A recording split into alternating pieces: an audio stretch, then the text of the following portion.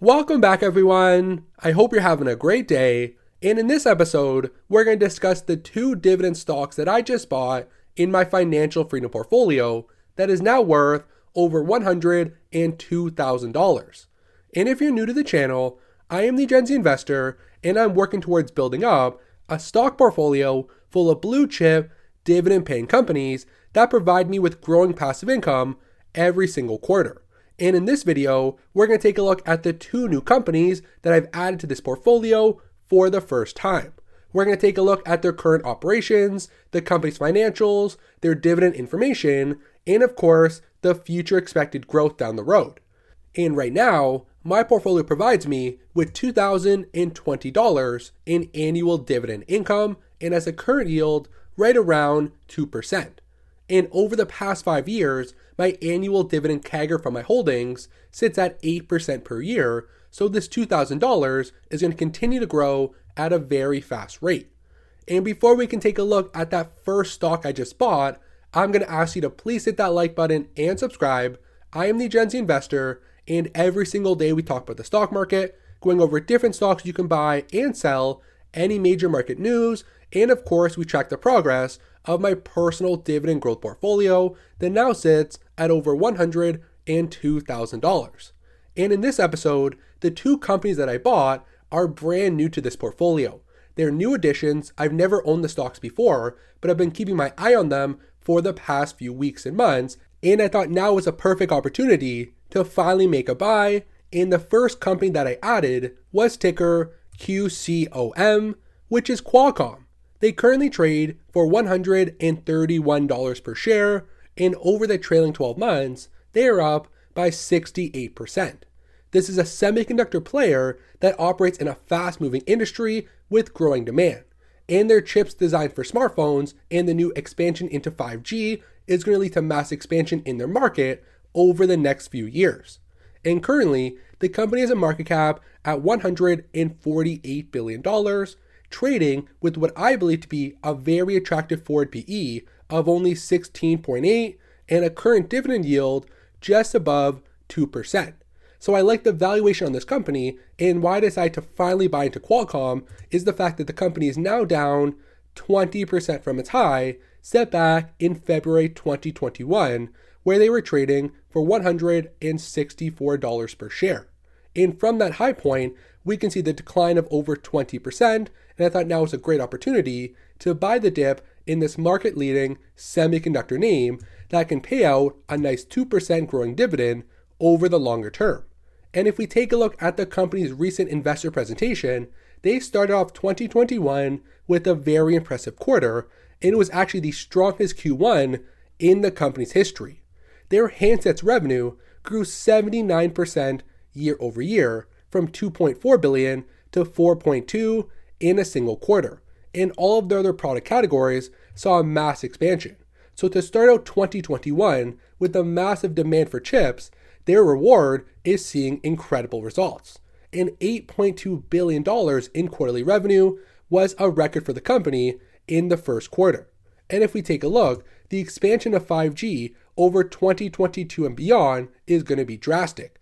They're expecting over 750 million devices being shipped out with 5G capabilities. So that means the demand for Qualcomm chips, which services a lot of the big name players in the industry, is going to lead to great revenue growth for the next few years. And also, as a dividend growth investor, this company has a great history of growing that quarterly payment to their shareholders. From back in 2011, they paid out 22 cents per quarter, and now the current payment sits at 68 cents per quarter. So we've seen some long-term growth, and in total, they've returned over $96 billion to their investors over this time frame. So this is a company that's determined to reward their shareholders with share buybacks and a growing dividend. And if we take a look at Qualcomm's current dividend information, the company has a yield just above 2%, and their annual payout per share is $2.72, with a very low and very sustainable 35% payout ratio.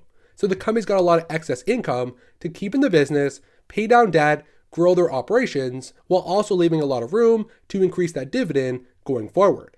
And their 5-year dividend CAGR is at 6.5%.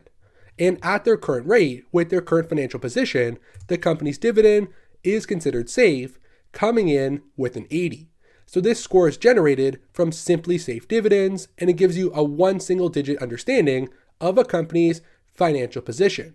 So we're expecting that over the shorter term, Qualcomm will not have to cut their dividend, and they can operate very well with their current payout. And we can see right now, I own 40 shares of this company. I just bought in this week, and I've already seen a slight 3.4% gain in market appreciation, and the current market value of this holding sits at $5,200 and will provide me with $108 in annual passive dividend income. And if you watch my update last week in my portfolio, I sold out of my AT&T position after the announcement of their sell-off of their Warner Media division. And I used that capital, which is worth around $5,100, to actually start my position in Qualcomm. I took all the proceeds from sale of AT&T and just directly moved that into my position in the semiconductor player. So that's how I got the capital and the $5,100 for my total cost to buy into Qualcomm and start this position. So I transitioned away from a slower moving telecom company that, although it has a higher current yield, they're not growing that payment, and they're actually planning to reduce that dividend later on this year. So I transitioned that capital into a company that I believe is going to provide me with greater returns for many years to come. And next, if we take a quick look into Qualcomm's financials, starting off with the income statement, we can see that year over year, total revenue was somewhat flat between $22 and $24 billion. But now in the trailing 12 months, we have seen a major uptick to over $29.4 billion in total sales for the past year. And throughout 2021, this number is projected to grow once again to over $32+ billion. And if we take a look at the company's bottom line, they have decent profitability with over $8 billion of net income over the past year as well, representing a net profit margin right around 27 to 28%, which is very nice for a semiconductor player. And if we take a look at the balance sheet, for the next 12 months, they are also in a very healthy position with over $18.2 billion in short-term assets compared to short-term liabilities of only $9 billion. So they have a current ratio just around 2 and very sustainable over the short term, and no liquidity issues coming up anytime soon. And one thing I like with Qualcomm is that they've been able to grow over the long term, rewarding investors with over 140% share price appreciation for the past 5 years, plus a growing dividend without having to make any major acquisitions. And taking a look at the balance sheet, the company's goodwill and intangibles are actually trending in the right direction. These are non-cash assets that hit a company's balance sheet during acquisitions. So if you buy into a stock and their goodwill is growing every year, that usually means the company's making a lot of new acquisitions in order to grow the business. But taking a look at Qualcomm, their total goodwill has remained somewhat flat over the past few years, so the company is growing their operations organically within the business. And their other intangibles are declining, which is a great sign. I'm not a big fan of non-cash assets, and you have to understand what they are on the balance sheet and the fact that they cannot be translated into cash at any time, and I believe they're pretty much meaningless and should not actually be included on a financial statement, but that's how the accounting rules are set up. And of course, if we take a look at the cash flow statement, as a dividend company, we want to make sure Qualcomm has enough capital and cash flow to pay out that growing dividend, plus reinvest and grow the business organically like they've been doing. And we can see their total free cash flow over the past few years is trending in the right direction.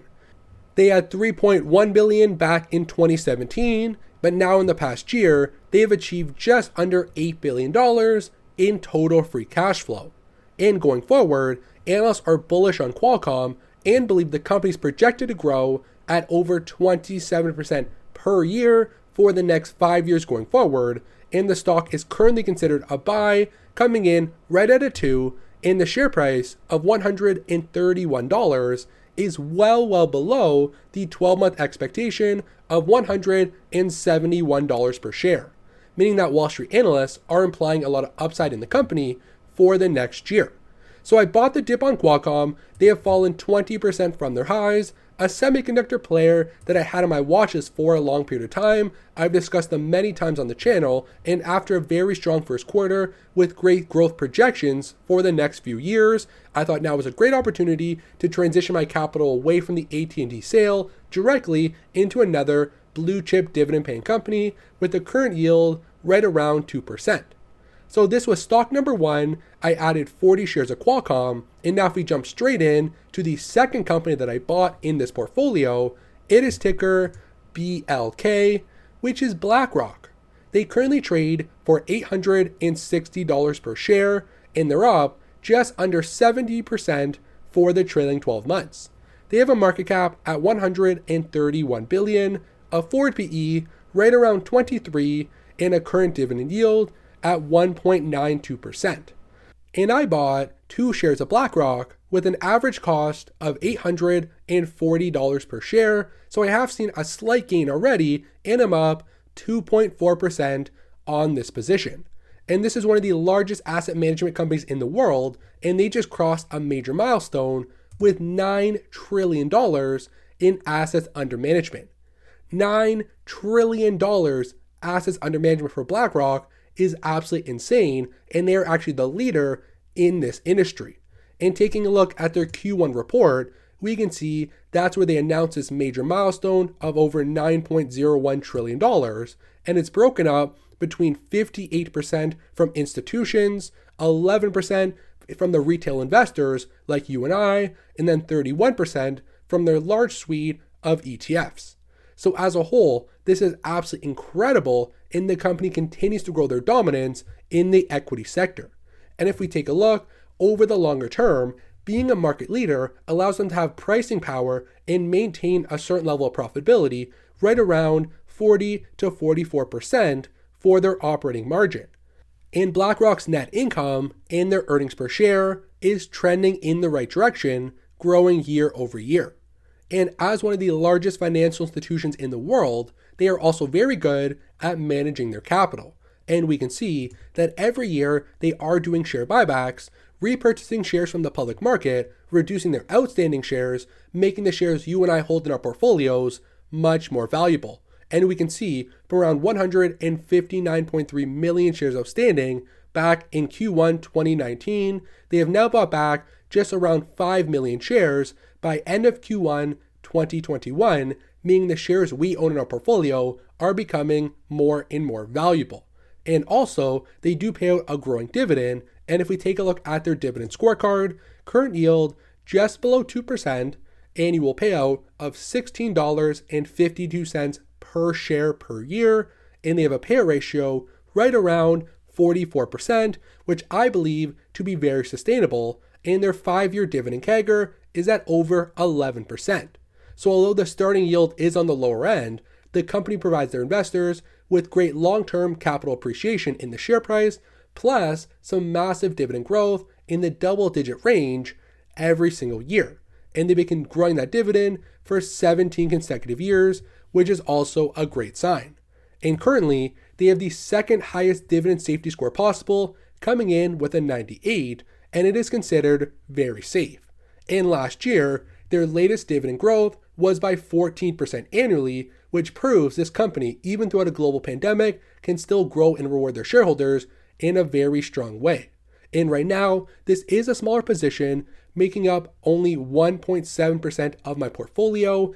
And if we see any downward momentum in BlackRock share price, I feel very comfortable buying 1 or 2 more shares and bumping this up to around 3 to 4% of my total portfolio value.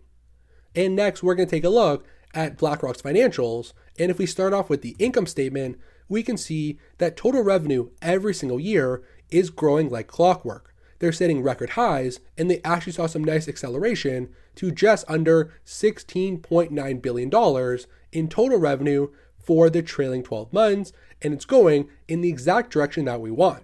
And if we take a look at their bottom line, over $5.3 billion in total profits for the past year as well, and once again, trending in the upward direction.